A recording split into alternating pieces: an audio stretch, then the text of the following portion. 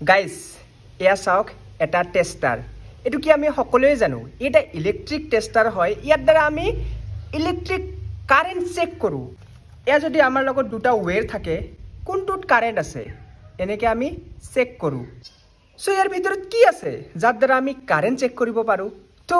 ভিতৰৰ মাল মাত্ৰাখিনিতো আপোনাক দেখুৱামে তাৰ লগতে মই আপোনালোকক জনাই দিবলৈ বা বুজাই দিবলৈ ট্ৰাই কৰিম যে ই কাম কেনেকৈ কৰে চাওক আমি চিম্পলি কি কৰোঁ যেতিয়া আমি কাৰেণ্ট চেক কৰোঁ এনেকুৱা ধৰক এখন তাৰ আছে ধৰক এইটো আমাৰ সুইচ বৰ্ডৰ লগত বা ক'ৰবাত লগোৱা আছে মুঠতে আছে আৰু কাৰেণ্ট তো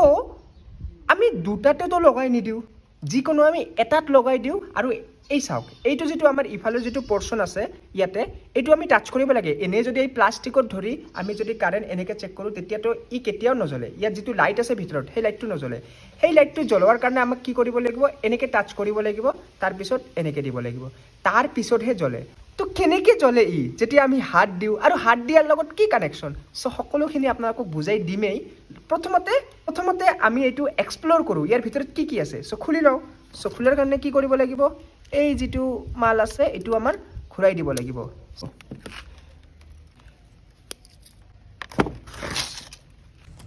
চ' এইটো এটা বল্ট হয় এণ্ড এইটো ইয়াতে আমাৰ টাচ কৰিব লাগে কণ্ডাক্টৰ হয় আৰু তো এইবোৰ বাদ দিয়ক তাৰপিছত এয়া এখন স্প্ৰিং আছে এণ্ড তাৰপিছত চাওক এয়া লাইট এইটো চাওক লাইট চ' এইটো হ'ল লাইট এইটো হ'ল ৰেজিষ্টেঞ্চ এইটো স্প্ৰিং আৰু এইটো এটা বলটো তো এইখিনিয়ে ভিতৰত থাকে চ' মই এনেকৈ লগাই দিওঁ এতিয়া বলক ই কাম কেনেকৈ কৰে আপোনালোকক বুজাই দিওঁ চ' গাইজ এই টেষ্টাৰটো কেনেকৈ কাম কৰে এইটো বুজাৰ কাৰণে আমাৰ ইয়াতে প্ৰথমতে এইটো আপোনালোকে বুজিব লাগিব চাওক ইয়াতে চিম্পলি এটা বাল্ব লগোৱা আছে এইটো কানেকশ্যন কৰোৱা আছে হোল্ডাৰ লগোৱা আছে আৰু ৱেৰ আছে চাওক ইয়াতে ৱেৰ নেগেটিভ পজিটিভ চ' কি হয় আমি চিম্পলি আমাৰ যি চুইচ বৰ্ড আছে তাতে নেগেটিভ পজিটিভ দিয়াৰ লগে লগে চাওক আমাৰ বাল্বটো জ্বলি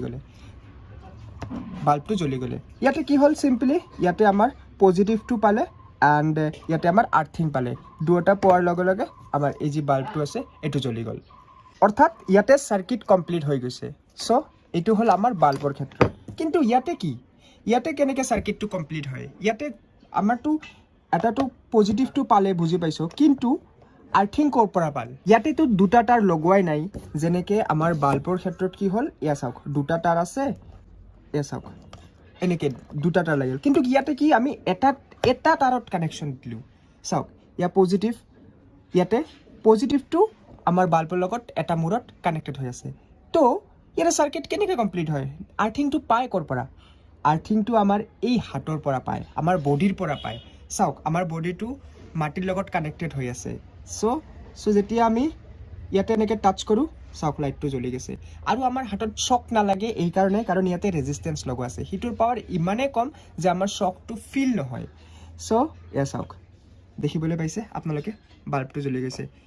যেতিয়ালৈকে আমি আৰ্থিংটো দিয়া নাই তেতিয়ালৈকে ই নজ্বলিব